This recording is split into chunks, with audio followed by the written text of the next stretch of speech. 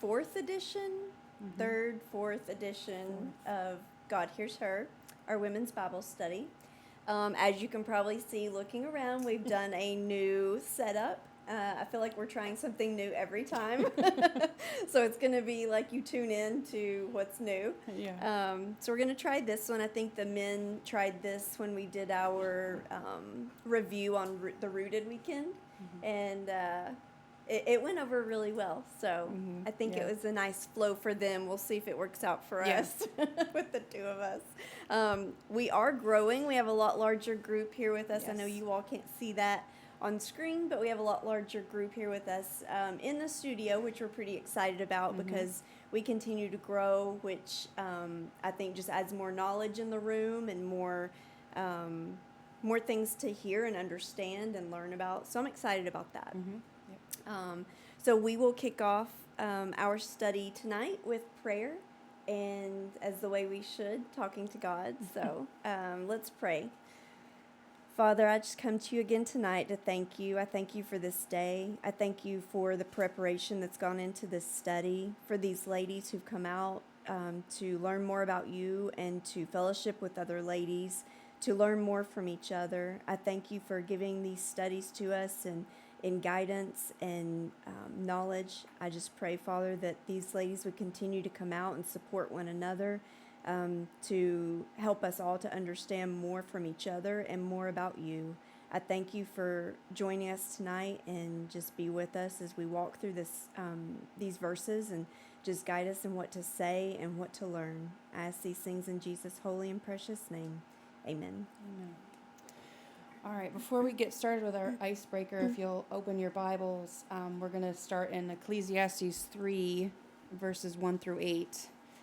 And as you're turning there, we'll get to do our fun, lovely icebreaker.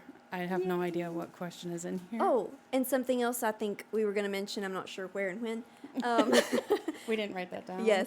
As we do these Bible studies, like a lot of the ones that we've come up with so far, things that have been on our heart and our mind, and like I know the first couple of them came about by what I was doing in my daily lessons and daily Bible reading. So if there's something you all want to cover or a particular topic or verse, let us know or write it down and give it to us, or in the comments section on Facebook. If you see this video and you want to learn about something, comment on it, because it's something we're going through, like our daily verses and daily walk with God, and as things come to us, we'll start going over those things. But if there's something you want to go over or talk about, let us know, because this is it's all about us as a group. It's not just the Ginger and Kayla show.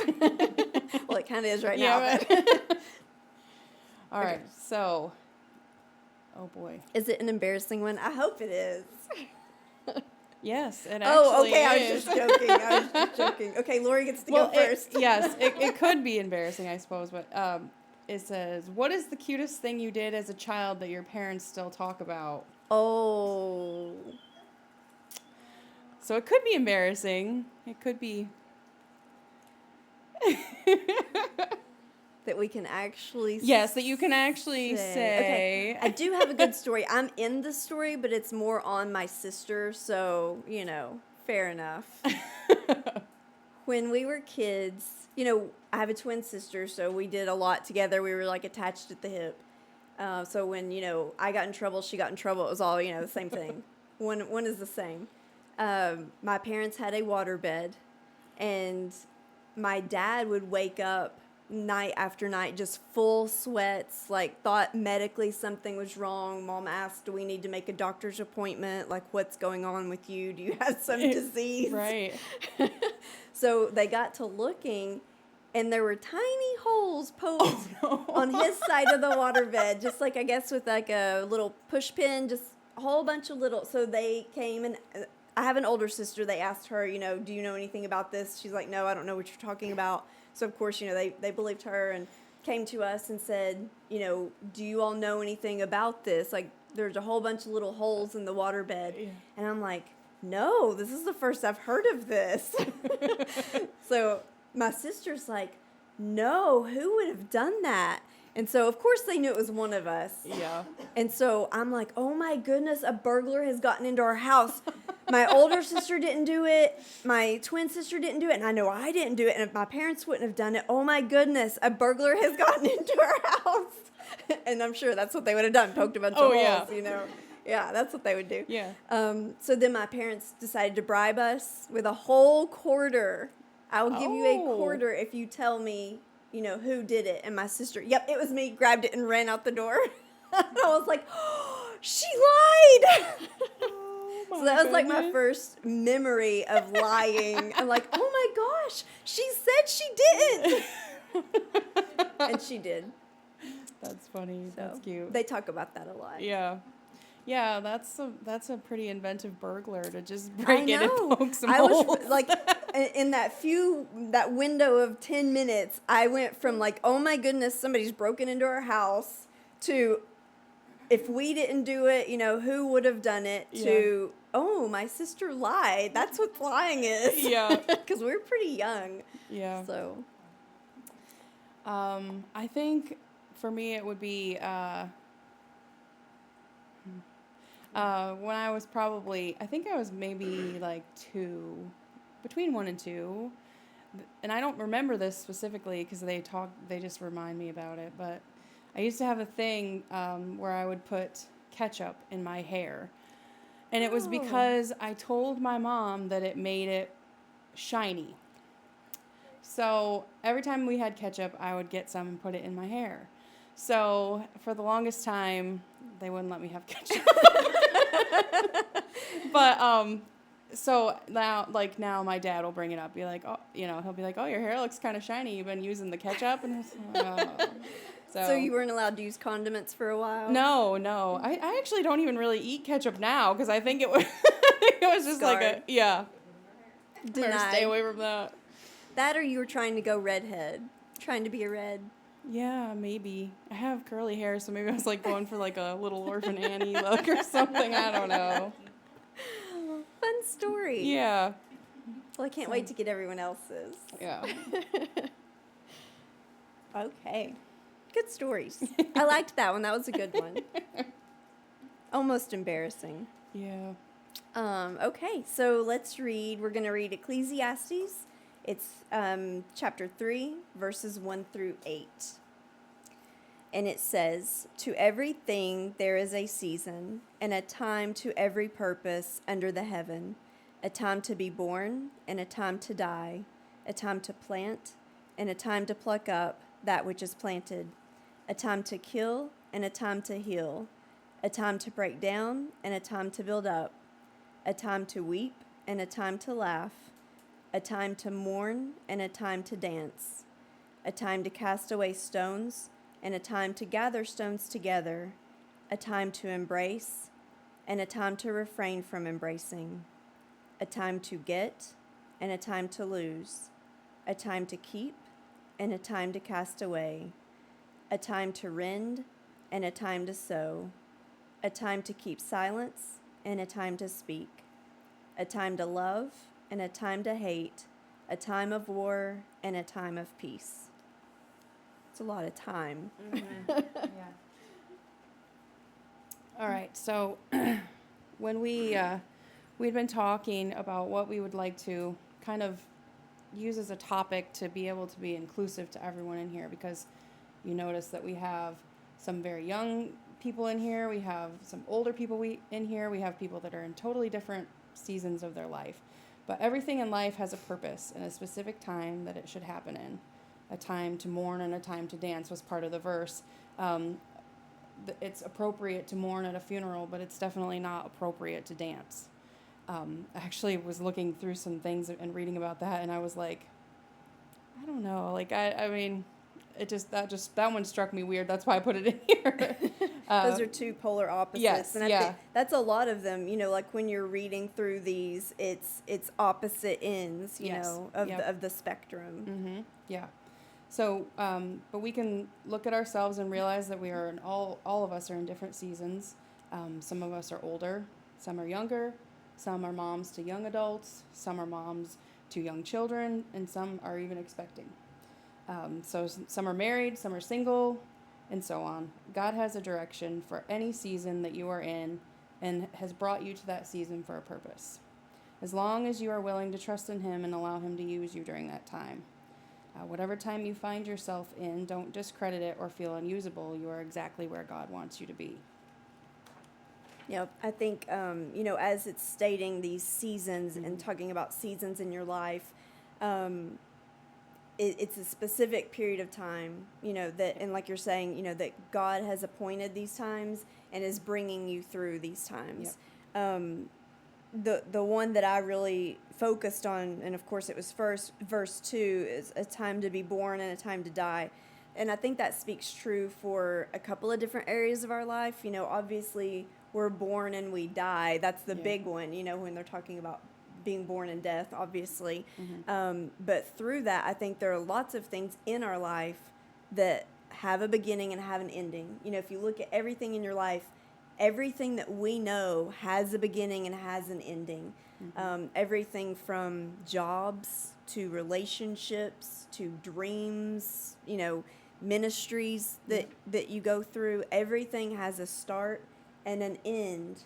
And I think sometimes it's almost hard to fathom that there's not an ending. When we do die and go to heaven, that piece is always hard for me to visualize that, life is eternal up there. Because everything we know on earth is a beginning and an ending. And through those different seasons of our life, when you think about, most of us in here have had jobs. So if you think about, take that one aspect of life, or relationships. I think all of us have had relationships, whether it be with family members or significant others or even with parents. You've had those relationships. And even within the relationships, you go through seasons of the relationship, right? Mm-hmm. Like it swings. There's good times and there's bad times. And God is walking us through all of those times. Mm-hmm. Okay, you're going to have to help me remember the path. So the preacher was in here before we got started. Yeah. He was talking about, which some of you might remember this because some of you actually were in the Wednesday night services. We were in the Young Adult Fellowship, and we missed out on that. But he said mirrorism.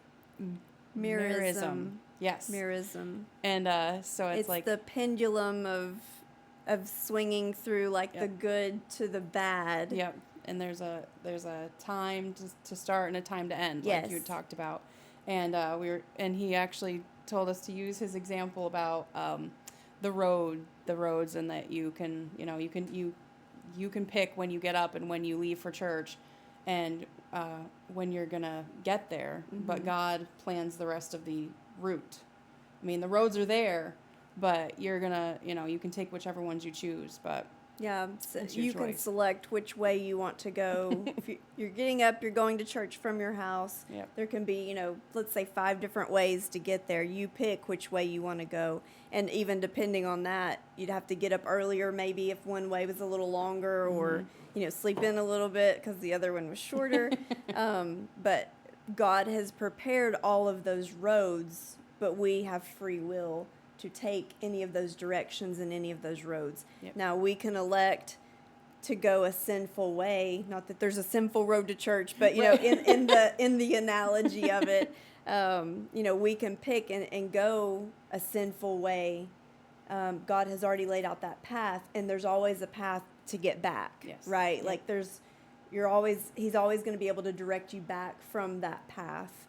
Mm-hmm. But you have the ability to choose any of those different routes. And I think we do tend to get down some of those roads. Yes, yeah. Yep. And then I also have, talking about born and dying and beginning and ending, I also think it's true with any of these seasons of our life.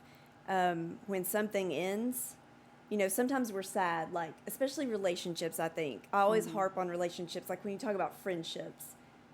I mean, think about... This is a hard one for me. I maybe shouldn't talk about that one. When you have a friendship and it ends, it's hard. You've been friends with somebody for so long, and for whatever reason, God has ended that friendship. I've always said He puts people in your life for a reason and when you need them, right? So people come and go in your life. But when there's an ending, it's for a reason and to open up another door, another gateway to whatever you need next in your life. And so you might have needed them for one thing. You may never know why you needed them in life, but you needed them, or they needed you maybe. Maybe it wasn't you needed them. And that chapter in your life is closed, and God's going to open another door, right? So I really like that verse number 2 because it talks, born and dying and beginning and ending can relate to so many things in our life. And I think about that a lot with everything that we go through in every season that's in our life, from relationships to your job to, you can almost apply it to anything in your life. That applies almost to anything that you're thinking about. So, but in that, God is walking you through that. God has a purpose, and He's placed that in your life for a reason. So that one verse has really stuck out to me in this study. So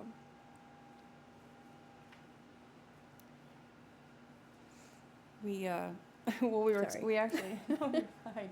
We were actually talking a little bit because we kind of actually went in a little bit different directions this time, which we normally do, but we kind of cross over, which I think we might actually cross over later on. But we we're going to go through. Do you want to go through each verse and kind of just talk a little bit about that? Yes. And we can kind of like tie it all together at the very end. Yep.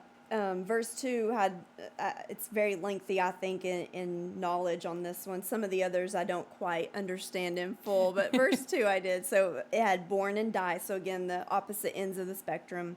And then to plant and pluck. So you're planting something and then harvesting it. And I thought about that one too. Sorry to derail on this. And, no, you're fine. To kind of elaborate on that one and talk about that one where, I think in the Bible times, I think all of these verses you can take literally, like born and die. You literally are born and you literally die. With plants, you literally plant them and you literally harvest them. But we can also apply that to our life with learning. Like when God plants something in our life and you have to wait and give it time before you harvest it, and you're learning patience. Which is everyone's favorite thing to learn. Yes. That was a joke. You can laugh. Yeah. That's what Chris says. Yes, because we all know what comes when you get patience. Yes. That lovely tribulation. Yes, yes. But I think in a lot of things we learn patience, even with, like, let's say your job. When you start a job, you don't know everything right away, so you're learning and you're having to have patience before you can really harvest and get, like promotions or, increased pay or whatever. There's a time period. That's your season, the season that you're going through of learning.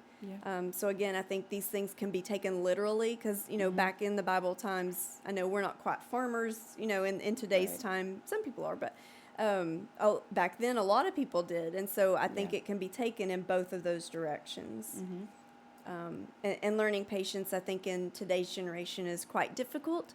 Because as we all know, with Amazon, it can come the same day. Yeah, that's true. So I think that's something, being the age that I am, which we won't say what it is, but when we were kids, that wasn't the case. Like, you did have to learn patience in a lot of things. Yeah. And whereas now, there's less of that. They call it like the microwave generation of, you want something and you want it right now, and you can get it right now because that's the way the world has gone. But I think there's the Bible has talked about this and very applicable to our life of learning patience.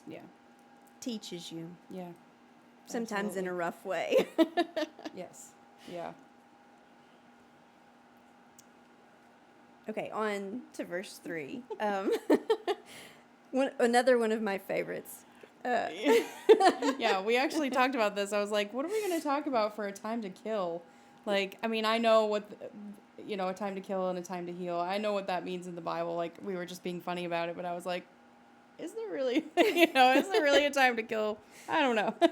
It is. I think there it could Yeah. be, I think too maybe from the Bible and like what they're referencing might be more like there was a lot of war back then, yes, yeah. and so there was a time literally to kill because even in certain Yep. times God tells them to go and take the cities and Yes, to yeah. do away with certain groups of people because they were ungodly and had gotten so far away. Yeah. Too bad we can't do that in today's time because I'd be happy to take over. I'd be like, I'll take care of this one. Yeah. But I think, again, in this one, applicable to analogies and not just literal to kill things in our life. Yes. To kill pride, bitterness, Yeah. sinful ways. Those are the things God does want us to get rid of and to kill and then heal from those things. Yes. Because as we go down the path of sinful ways, as we all have done at some point, when you get going down a path and maybe like you have your blinders on and you don't see the way out, maybe you do go down that road for a little bit of time. But then it's time to kill that bad habit or the pride or the bitterness, and get away from it, Yeah. and then you heal from it. You heal and grow and learn from that. But I think you have to have gone down that path to have learned that, Yeah. Yep. which again is always hard to do. Yeah. Looking back, you're like, why didn't I see that? Or why didn't I know better? Or why didn't a friend get me out of that? Yeah. But again, I always think that's a season. Yes. You Yep. learn from those seasons. I think another harsh reality when you go down those paths and you realize that later, that might be something you can tell somebody that comes across your life later to keep them from going down that road or that path. Yeah. And I think that's really hard to do because we don't really want to talk about our sin or the hard road that we took or even admit to that sometimes. But I do think in some instances it can help somebody versus hurt you. Yeah. Yep. I don't know that I've quite figured out when those times are, but maybe that's something I can learn from the ladies in this room. Yeah. Of, when to go down that path. But I always think that's God's going to allow you to go down that path because then once you realize, I think it helps you realize God's great power and mercy, where he's going to rebuild you and bring you up from being that far down. He allowed you to go down there. I think we apply that sometimes to our children too. Like, I've told them. Okay, now I'm going to let them fall. Yeah. And then be like, okay, now let's not do that again and build up from that because it's how you learn, right? And it's how we grow in our relationships. So I think God has to allow us to do that. Otherwise, we would take it for granted. Like if I always thought, like the people in the church who have this really severe stories that they've told of, drugs and alcohol and I was homeless and stuff like that, they really understand because they were at their lowest point. And I can't understand quite to the degree that they do because I've not been there. Right. I've had my own path, Yep. but I've not been there. And that's why, like, the people in this room, like, that maybe have gone to jail or something, I mean, they can tell us those stories. And we can learn from those, right? Like, we can hear those stories and maybe not go down that path. Yes. Yeah. Absolutely. But anyway, we'll learn those. We'll get to those. But anyway, as we move on, then we get to a better place. The next verse 4 is to weep and to laugh and to mourn and to dance. Yeah. So a better to and fro there. Of, Yes. Yeah. we all have times of weeping and losing things and moving from a season to the next season. Yep. So I think there's time in that to be sad and mourn because I think as we come out of some seasons, it is sad. It is Right. sad to lose a job or lose a friendship or lose a parent or whatever season that we're going through. Right.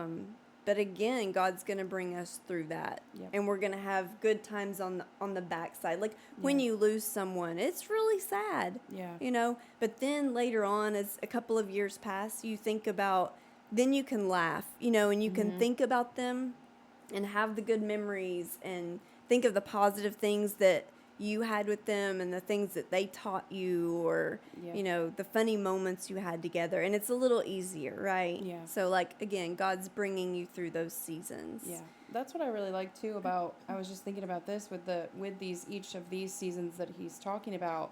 There is a positive and a negative. Yeah. So each season of your life, there will be positives. I mean, there will be negatives too, but you always can remember that the positive will be there as well. Don't you think it's interesting? I think back, you know, being of a certain age, and you think back to your childhood. The funny thing is, it's like the positive things float to the top of your memory, and it's hard to remember, like unless it was something severe that Right, happened, yeah. you know, to you that's obviously memorable. But like all those little things that were negative or bad, you don't really remember. It's like all Yeah. of the positive memories float to the top, and those are the things that you tend Yeah. to remember. Yeah, or you might not even like remember them. You know, it might have been such a huge deal in that one part of the season. Yeah. But now you look at it and you're like, okay, well that was negative, but it Yes. wasn't really that big of a Yes. deal. Yeah. Yeah, I think too, like watching teenagers go through their life right now. Yeah. And remembering when I was a teenager. Oh yeah. You know, because yeah. I was a teenager at some point. You know, our teenagers don't know that, but at some point we were teenagers. Yes. Yeah. And when something happens to you as a teenager, you think it's the end of the world. Like you think it's the whole world, you know. Yeah. But like once you get past that by a few years, you're like, that was like a little drop in the bucket of like nothing. Like that Yeah. was nothing compared to like the things that you're going to encounter, you know, later on in life. But I do think it's interesting because I remember back to being a teenager and thinking like, oh, this is the end of the world, you know? Like, Yeah. And it wasn't. Yeah. The world went on. Yes. It Yep. didn't end. Yeah. But you can't tell them that. No. I guess everybody has to go through their own. They do. Their own parts of their. And I think as a parent, that's hard. That's hard because you don't want them to go through the negatives. Right. Yeah. But again, like they're not going to learn. Yes. You know, for those of you who are having teenagers, getting ready to be teenagers you know, it's hard to stand by and watch them, like, Yeah. and you're like, I can save you from going through the negative. Yeah. But they also have to learn, I guess. Yes. So. Yeah, because on the opposite end of that spectrum will be the positive. Yes, So. that's a good point. That is a great way to look at that. It's like the other side of a rainbow. Yeah. You know, watch for the pot of gold. Yep, that's right. Don't roll your eyes at me. Now, verse 5, I had a little trouble with. This is the one that I'm, you know, so if anybody in here has a good, you know, analogy for Yeah. real life for this one, cast away stones and gather stones, embrace and refrain. So the only thing I really had with this was like building and having conflict. Mm-hmm. So I'm not really sure. Like, I'm happy to gather stones if we're going to throw them at someone. No. Well, Not really sure about this one. I don't think that's biblical. yeah, that goes back with the time to kill. Yes, yes. But maybe that was like where they were gathering stones to throw stones Yeah. at people. But Yeah. you can't do that these days. You'll go to jail. but to go with that though, like the building, I was thinking about that, you know, to gather the stones, but also to cast them away and then a time to gather them. I was talking to Chris actually and about that, and he was like, well, if you think about, because we had talked about in the Rooted weekend where Joanna had talked about the stones and pulling them out of your, you know, out of your field and casting them away. So you could take that as like maybe sinful things that are in your life. Okay. And casting them away. And not necessarily that you're going to, you know, gather the sinful things together, but you might actually just be gathering them together to get rid of them too. Yeah. It was an that. interesting way to look at that. You know, now that you say that, didn't they at some point in the Bible gather stones and stack them as in remembrance? Yes. Yep. Like for an altar even. Yep. So maybe that's what the other end of it is. Like cast away the stones, like cast away the sin in our life, but then gather and make a remembrance for those times in your life that you need. Yeah. Like you need to have that like milestone in your life. Yeah, that's a good I like point. how we're solving this on the fly. And then verse 6, to get and to lose, to keep and cast away. So I think that can follow through with exactly what we're saying. Yeah. Again, still with the sin. And I know that we're applying a lot of this to sin, but I think that's in everybody's life. Right. Yeah. And I think the Bible tends to repeat itself of those things, you know, in the path and the road to take and to get sin away. Yeah. Yeah. I mean, you can even apply that like to relationships, the time to get them, to have them, to lose them. You know, you talked about jobs and things like that, but I was also thinking about like a time to get and a time to lose, maybe with, you know, which this is never comfortable, but a time to get money, but a time to lose money, investments or things Yeah. that you might have spent money on that you shouldn't have, or things like that. Yes. I know we've all spent money Yes. that we shouldn't have. Yeah. Amazon.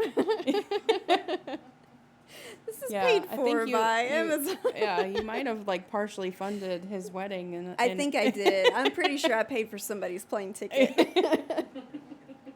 Fairly certain of it. And then I think that follows right into the very next verse. I like how, again, I think with the Bible, everything has a thread going through because it is all tied together and it's all seamless. You Yes. know, you're walking through this and almost like a story. You know, you're walking through and one thing leads to the next. So verse 7 is to rend and sow and silence and speak. And I think that silence and speak is a pretty big one where we don't always know when to be silent and when to speak up. You know, I think a lot of times we will speak and say things we shouldn't when we shouldn't. Yeah. I think we can all admit we're guilty of that at some point. Right. But, you know, I think the Bible talks a lot about that, especially being silent when we're angry. You know, like it's very easy when you're angry to just spit something out and you're doing it to hurt that person or to, you know, get at that person or that situation or whatever. And the Bible speaks to knowing that about yourself. And I know, like I can tell when I'm getting angry and I know just to be quiet and be reserved and sit to myself because I guarantee you I will say something. Not that I'm always silent and do it correctly, but I know that. I know it's coming. Yeah. And when people push the buttons, sometimes, you know, you just let it out.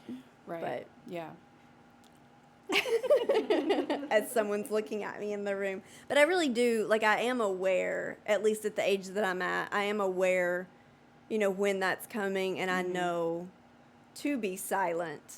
Not that I am always silent. Yeah. But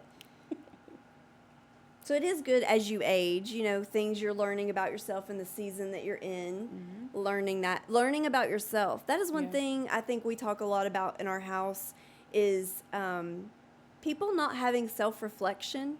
Yeah. And this probably isn't the best time to bring this up, but it kind of fits in with this piece. When people don't self-reflect, they're not growing. They're not learning about themselves and who they are. And, you know, quirks, none of us are the same. And quirks about yourself, like I know when I'm going to get mad or when I'm going to, you know, have a bad day or when I'm having a good day. Like I know, I feel that within myself and I can tell that ahead of time.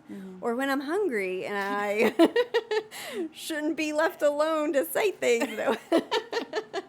But as you learn that about yourself and self-reflect, you can make adjustments to where you don't say something ugly to someone or have a situation or, you know, get out of hand. Yeah. You know that about yourself to where you can revert and know what to do to counter that. Yeah. Which I think only comes with age and being in those situations over and over and over. So, Yeah. age is somewhat good, right? Yes. Like we have learned in this, a certain age, Yeah. past teenage years can be good. And then verse 8, back to, some of the same things, love and hate and war and peace. I think this goes back to the Bible talks about to love one another, not to hate, but godly hate, to Right. hate sin Right. and sinful ways, sinful events. So, when we say, oh, I hate that, hate isn't the wrong word if we're using it the correct way. Right. It talks in the Bible that God does hate Yeah. sin. Yeah. And so if we're aligning ourselves with God in a relationship, we should also learn to hate those sinful ways and the sin that's in life, in our life, in our friend's life, in our family's life. So it does talk about that. And, I know when our kid was growing up, anytime hate was used, nope, we don't use hate. We don't use that word, but Yeah. God uses that word in the Bible Yeah. to hate sin. And Yes. so to use it the right way Yeah.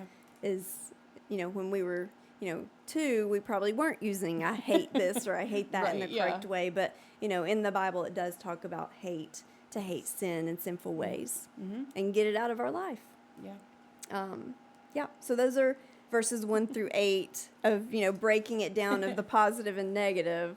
Yeah. And then to talk about, like, what season are we in? Right. Like you started out the introduction of we're all in a different season. Some younger, some in the middle, maybe some a little Yeah. older. Yeah. But we have to remember that that wherever we are in our lives, that we're there for a purpose. Yes. That I was thinking about the verse in Esther, and who knoweth whether thou art come to the kingdom for such a time as this, Esther 4:14. That she was brought, to the kingdom to be able to save her people because they were going to be slaughtered. Yeah. And so you're there for a purpose, whatever it might be. It could be that you're just there to learn something about yourself or learn something about God, learn something or whatever it is, but there's always a purpose for it. Or to help somebody there. Yes, yeah. Or later on in their Yes. their season. But God knows exactly who you are when you are in that season, which I thought was really interesting because sometimes you forget about that. You might feel like, well, I don't really know anybody else that's going through this, or, I don't know anyone else that's my age that, is still single or is married and doesn't have children or whatever you could come up Yes. with. And you just need to remember that God knows exactly where you are in that season. I thought this verse was really interesting to help you even recognize how important you are to God. Luke 12:7, it says, "But even the very hairs of your head are numbered. Fear not, therefore, ye are more value than many sparrows." So God even has the hairs on your head numbered. Some of us have more hair than others. Yes, I was thinking the very same thing. Like, there's a little less now than there used to be. Yeah. But it's just amazing to me. To go along with that, I had quite a few verses about this because I kind of sat there for a while just to think about that. But and again, with the thread through the Bible, like this is just tying it all together. Yes. Of yeah, it seems like it always does. yeah, because whatever all of the seasons that we had just talked about, He knows where you are in those. And before I formed thee in the belly, I knew thee, Jeremiah 1:5.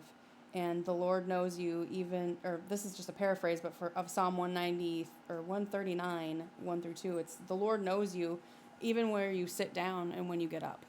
When you get up in the morning or when you go to bed, He knows all of that about you. And sometimes you can feel lonely maybe in the season that you're in, but but God is always there. Yeah, and I think that's a good point for this Bible study. Like, part of this study is for us to fellowship with each other and get to know each other and be here to be supportive for one another, because, you know, a lot of times we come to church and we meet and greet and we're all smiles, but deep down inside, we're not all smiles. You know, there's a Right. lot going on in a lot of people's lives, and sometimes I know we don't have time on Sunday morning to give like a whole big story of something when we're shaking hands or whatever, but I do want to be a support system for the ladies at our church. You know, I might not have gone through whatever you all are going through at the time that you're going through it, but I'd love to be there to pray, a lot of times I think women just need somebody to listen. They don't need somebody to solve the problem or fix it or have a solution. Like, they just need somebody to listen. And I am happy to do that because I know I need that sometimes in life. Right. And so that's, again, what I think some of this is for us to build. You know, I very much feel like I could call any one of you all and you would sit and listen to me cry or, you know, talk about a situation or whatever. I completely believe that. Yeah, absolutely. So just going off of what we were just talking about, how he knows exactly who you are, this also touched me, but which means that he knows where you've been and where you're going. This verse here, really, I called Chris on the phone. I was like, Chris, I know this verse is in the Bible, and I know you probably already know it, but I have to read it to you because I think it's amazing. But it says, hast thou not known, hast thou not heard, that the everlasting God, the Lord, the creator of the ends of the earth, fainteth not, neither is weary, there is no searching of his understanding. Isaiah 40:28. So he knows where you've been. You may have made mistakes.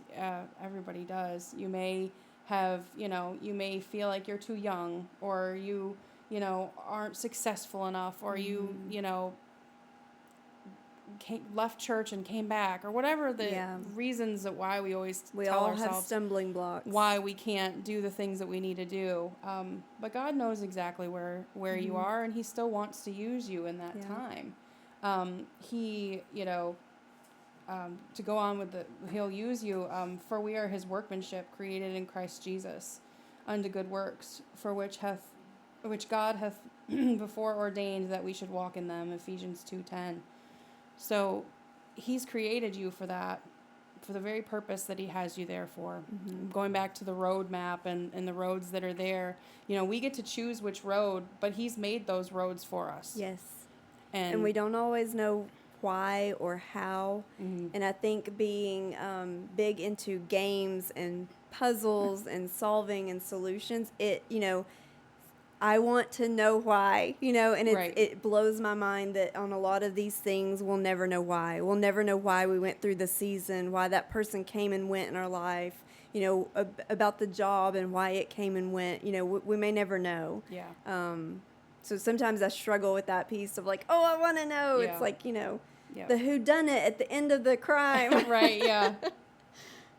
But just we could do a whole other study on what this little end part that we talked about just coming up with different examples of women that were used in the Bible in different seasons of their life. I just want to, can we touch a little bit about this just for a few minutes, because I know it's warm in here and we're running a little behind, but... Are you checking on me because I was too hot? Yeah, she's got her own little fan over there and everything. I'm going to get my own fan, too, so my hair looks beautiful and blows. She'll be over there going... But just for an example of different women that were used, I can think of, like, for young, I thought of Mary. Mary was just a teenager when God chose her to become the mother of Jesus. And the reason why he chose her was because she was obedient. So even if the only thing that you can do, because you're young and you don't have a car and you don't have this life experience, you can be obedient to God, and he still can use you. For older, I should say, not old. Did we skip from? Yeah, older. Well, I had the different women in here, but for older, I had Sarah, just because, being 99 years old and, you know, feeling like she was never going to have a child and just feeling like maybe, you know, her life hadn't come to full circle like she wanted it to be. And just, you know, but God blessed her with a child and, you know, used her in a mighty way. Yeah. Even when she was 99 years old. Can't imagine having a child at 99. Oh, I know, right? I know. Bible times were definitely different. Yes. For widowed, I thought about Anna. Her husband died when she was young, and she devoted her life to working in the temple. Yep. And so instead of, you know, her giving up and just saying, I'm widowed now, I'm not, you know, I don't have a husband, I can't do anything. I can't be used. Yeah, she literally went to the temple and let God use her. She was actually the woman that recognized Jesus as the Messiah when he was brought to the temple. Just a couple more. A woman, like, say you feel like, well, I have a job and you know, it keeps me from doing some things or whatever. I thought of Lydia. She was a woman that was, she was a trader. She worked in, the Bible says that she worked in purple. So basically she dyed garments and things. Yeah. But she had a job and, you know, she got saved and she still worked for the church.